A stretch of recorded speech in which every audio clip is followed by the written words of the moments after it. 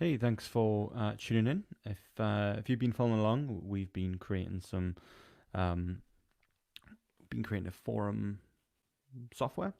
The forum software is pretty much um, similar to probably things I did in my childhood, hanging out on forums and doing whatnot.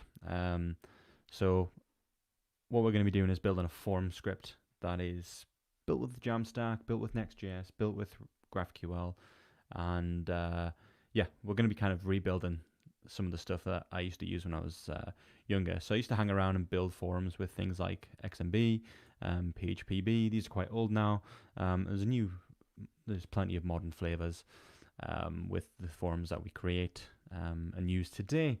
However, I think that we can go ahead and for the Hacktoberfest, we can dive in and build our own using some of the newest tools. So in the previous video, we kind of hacked on creating this auth provider. Already we've got the database set up, and then we started to kind of create the auth provider. So I'm probably going to continue in this video and just kind of work on that.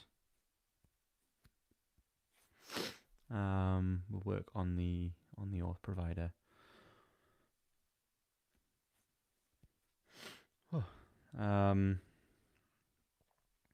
Yeah, so let's dive in and have a look and see where we can begin. So we don't have anything in terms of like anything on the page at the moment. I want to kind of create the backend stuff for it and kind of the way that auth works. So what should we do? Already we have initial state. We're going to need to store.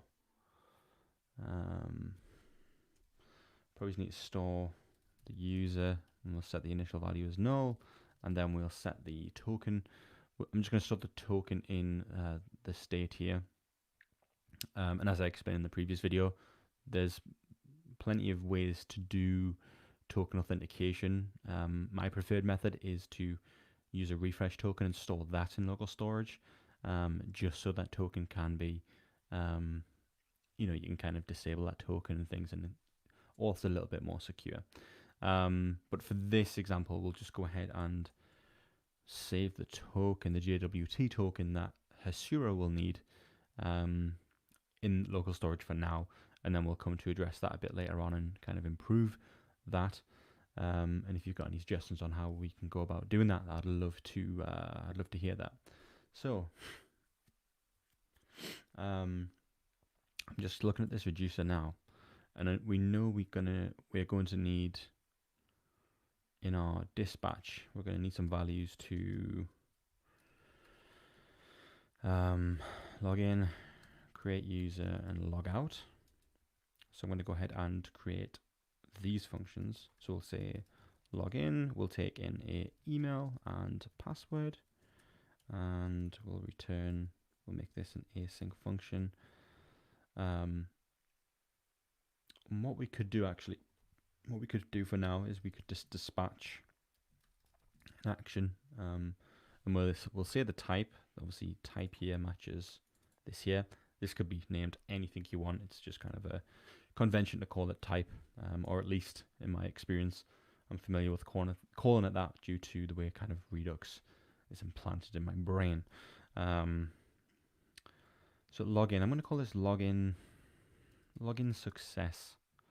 I guess it doesn't really matter what that is. And then we'll say the payload. We'll probably pass in, what will we pass? Pass the token. And we'll pass in the user. Now obviously we're going to get this from our API, but for now we'll just set token to ABC, and we'll set user to be def, or 123. Maybe that's an object that has name Jamie, and then the token is 123. So I'm just kind of stubbing these out, and we'll do the same here. Login, and We don't need all of this. Yeah, we don't need all of this for logout. Logout can simply just be dispatch. Type is logout, and we'll call this create user. We'll create the user, and we're going to return the user and probably return the token. So we'll probably go ahead and return. Yeah, we'll return the token and the user, so we can go ahead and dispatch the login success method. So again, we'll just do the same here, and we'll say that this takes in. And I'm going to wrap these. I'm going to put this in an object and destructure those. Just, I think having named args is a little bit nicer. Just because if we want to kind of change what this is, we don't have to then kind of worry about the values and the positions of the arguments and making things null. If we kind of want to make anything optional later, it's just nicer than being named. And then we got logout. So we got create user and logout as our actions, and those are passed down. So what we'll probably need to do is we'll need to handle these. I'm going to make these a const as well.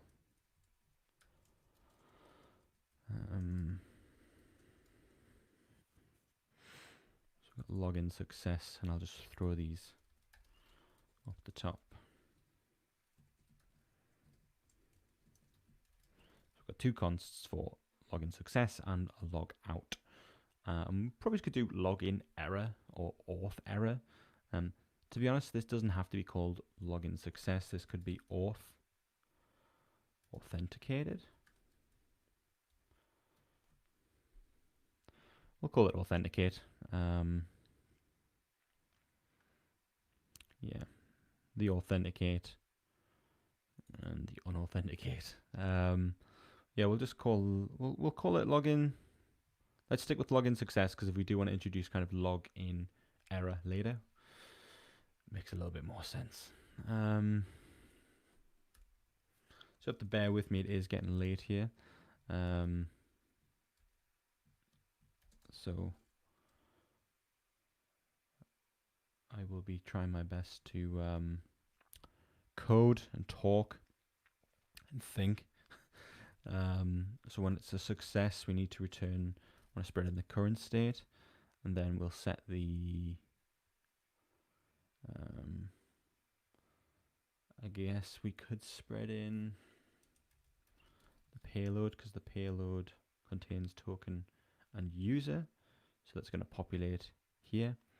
But we also want to specify is authenticated to be true.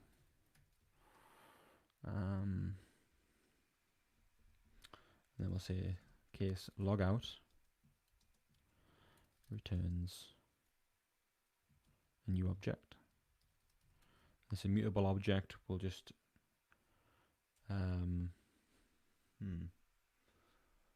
that will spread in the current state.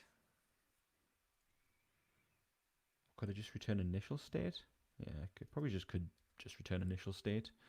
That's kind of the default initial state. When a user is logged out, we don't need to spread in it. We just kind of override the overall state. I guess we'd only need to kind of spread in if we store more things outside of here. But I think this is fine. We'll probably need to add some further cases for things like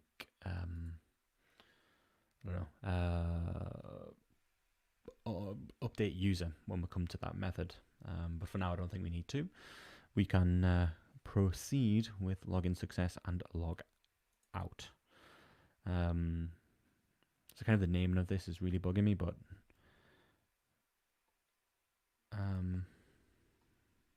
it's kind of the phase, login success and log out. We can decide on better names later, I guess.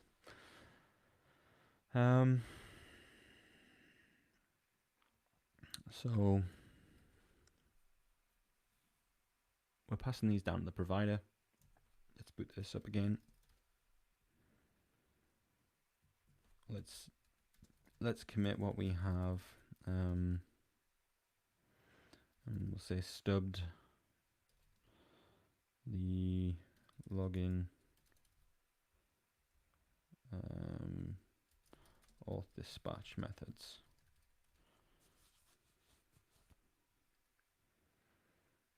npm run dev.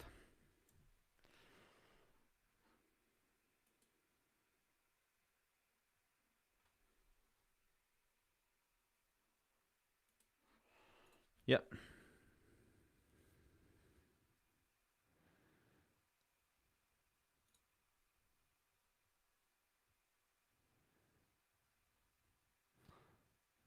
Yep. It's looking fine. I do have a message from someone, but I can't see it. It's saying Craig sent me a message, but I can't read the message in iMessage for some reason. Right, so simple auth provider, nothing crazy going on here. It's pretty straightforward, I think.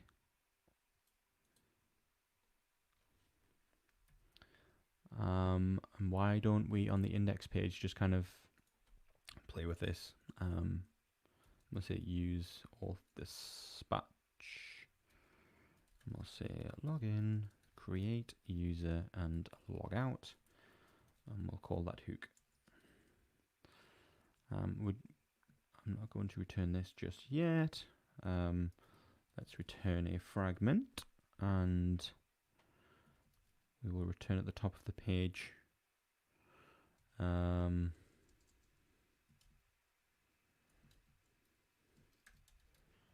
Hello user dot name, not use reducer, user dot name.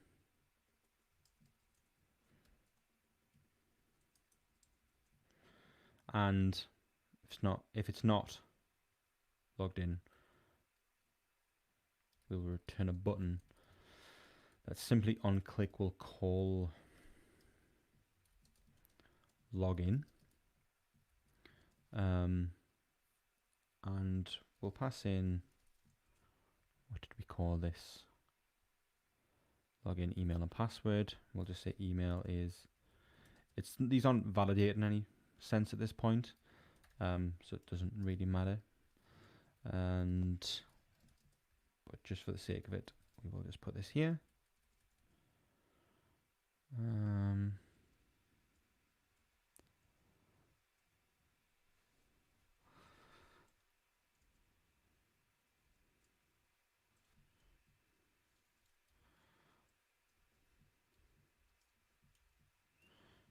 Login. So we should probably put another fragment in here. This is just demonstration purposes to check that we've got everything hooked up properly. I know we have, but it's always nice to check. It's getting late, and this is all I can really think about doing at the moment to kind of get us beyond the hurdle. Now we're running that. If we head back over, I've still got this running from before.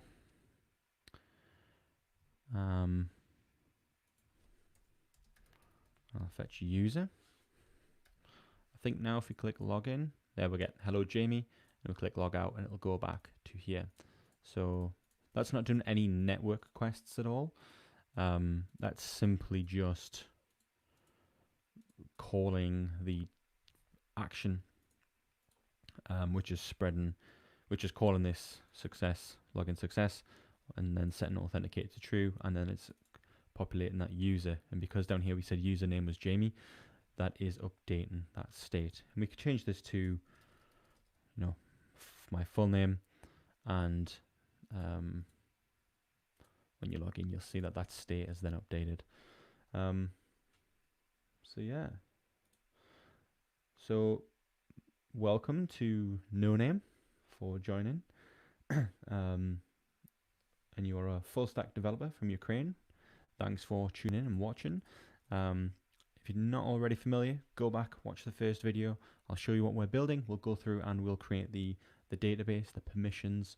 Then we'll set up Next.js with Tailwind. And then now we'll start to look at creating a auth provider. which is cool. I'm just trying to decide how far we want to take this evening. It is getting late, and I'll do 2 more streams tomorrow. Right, so we've got the bare bones pretty much set up of our user auth. What we're going to need to do, let's set this up, and maybe we can, let's set the bare bones up of the network requests here. Let's do login first because we've got that button hooked up. Now let's do a request, and we'll just say const res equals await fetch. Fetch is built into Next.js. And the method will be a post request. The body will stringify email and password. And then for good measures, we'll send across content type application JSON. We'll then await that response and transform it to JSON. Then with fetch, if the fetch doesn't fail, then it's okay. So we need to check if it's not okay. And we're kind of going to cache this error further up the stack here. So for now,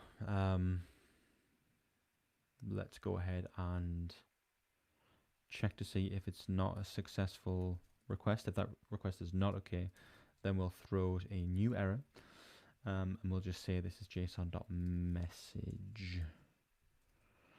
So what we'll do is inside of here, we will return a message in the JSON format. And then that's all that's left to do is destructure token and user ...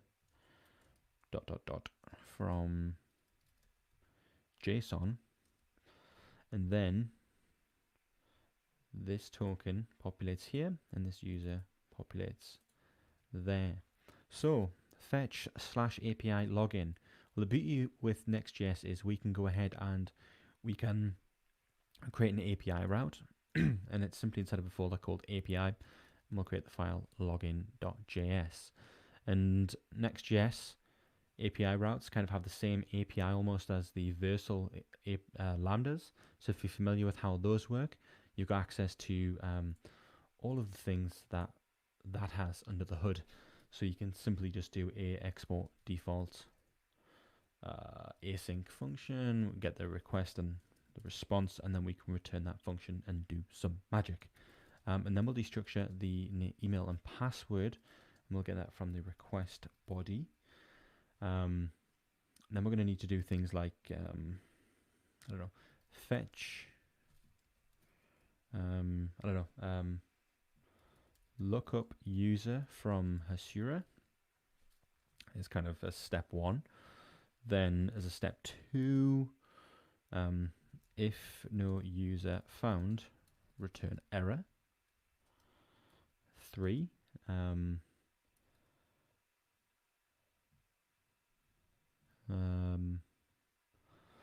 3, we will need to check to see if the passwords match.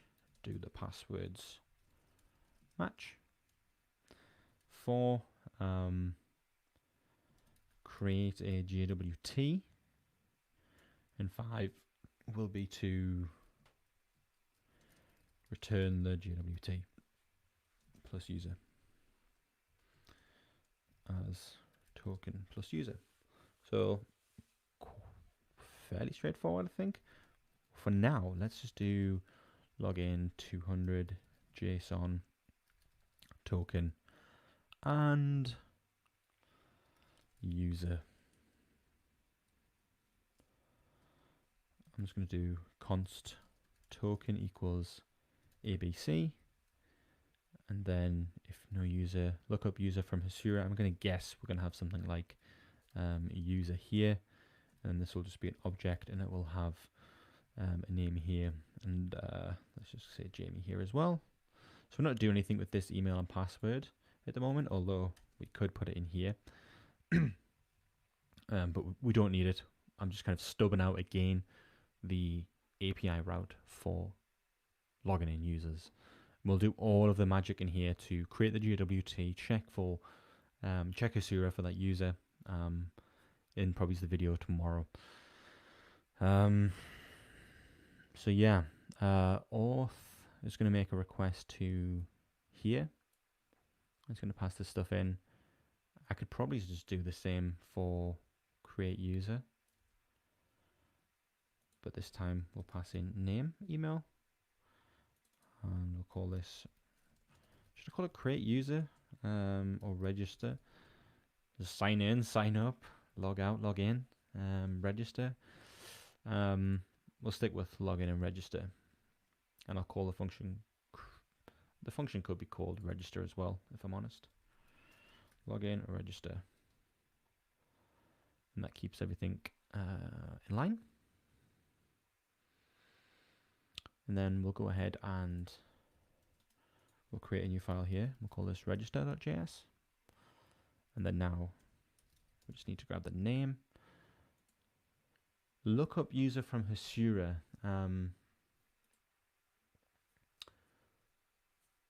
Yeah. By email. So we're going to look the user up.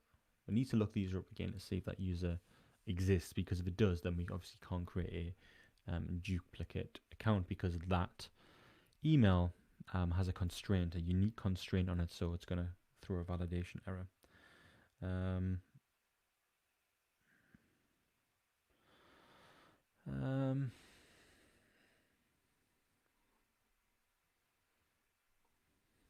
Yep.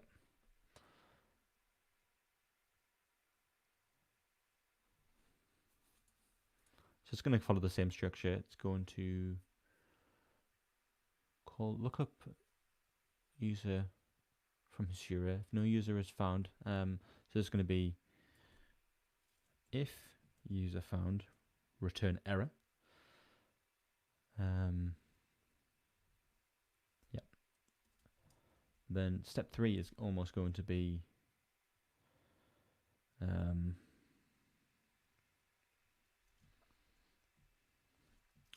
hash the password. 4 will be create user on Hasura. 5 will be to create the JWT, and 6 will then be to return the token. At this point, we've created the user, created the token, and it's good. So let's give this a test, and we should be able to see this. Before was calling just a regular function, wasn't making any network requests. But now if we click login, you should see that it makes a request here, and then it returns login. What it hasn't done is it hasn't taken the name and updated the page with the username. So why is that? Login, makes a request.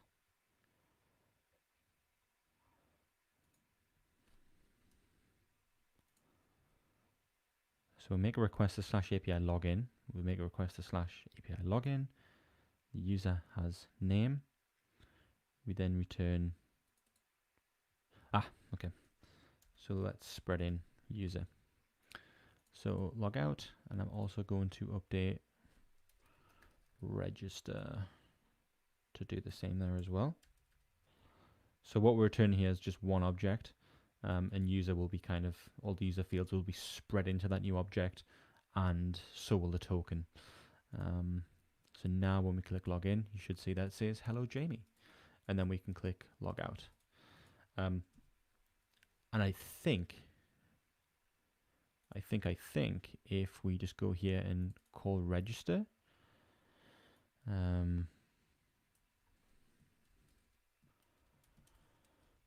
log in or register, name will be, let's say John, and we'll call register here. Let's send the name back that I specify. So I'm sending in name here to the register function in the context provider, which is making a network request, which is then on success. It is calling this on success. And we should be gold. Register, hello John. Login, hello Jamie, because login returns Jamie, and register returns John. Cool. I don't know who John is, but hello John. Yeah, so I'm pretty pleased we've got to this point today. I think tomorrow what we'll do is we'll actually fill out these steps here. We'll actually go ahead and look the user up from Hasura. We'll create the user if there is one found, and then we will do all the things for the password and the token, and looking to see what is required there. So yeah, I'm probably going to wrap this video up for today, and pick it up tomorrow. It's getting late here. It's just after midnight, so I'll be live streaming again tomorrow. So thanks very much for checking in. All these videos will be available on YouTube, as well as the code. And I'll go ahead and I will just publish stuff out API routes. So I've pushed that to GitHub so we can see, and that's all on GitHub for you to follow along with. So I'll be on again tomorrow. I'll be streaming 2 or 3 hours tomorrow, and we'll get most of this auth wrapped up, and then we can dive into the fun stuff of creating threads and posts and all that fun stuff. So yep, it's late here. I'm going to head off. Happy coding. Enjoy.